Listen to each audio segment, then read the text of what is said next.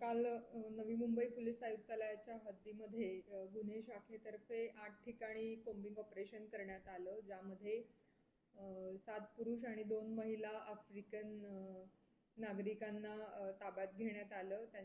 त्यामध्ये त्यातले 2 जे होते त्यांच्यावरती NDPSचे पूर्वीचे गुन्हे दाखल होते. 3 जणांवरती पासपोर्ट चे संबंधी गुन्हे दाखल होते. 2 होते त्यांची विजाची मुदत संपल्यानंतरही ते ओव्हरस्टे करत होते. तर त्या सर्वांविरुद्ध कागदपत्र पडताळणी करून कारवाई करण्यात येत आहे.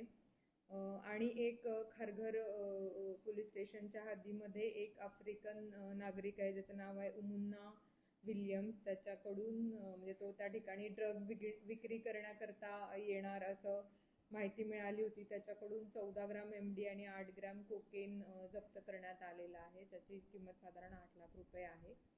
अशा पद्धतीने नशामुक्त नवी मुंबई च्या अनुषंगाने नार्कोटिक्सवरती कारवाई चालू आहे. 2 जणांवरती NDPSचे, 3 जणांवरती पासपोर्टचे गुन्हे दाखल होते. 2 त्यातले ओव्हरस्टे करणारे होते आणि 2 जणांनी भारतीय महिलांशी विवाह केलेला असे आढळून आलेले आहेत. तर त्यांच्यावर योग्य ती कारवाई करण्यात येते.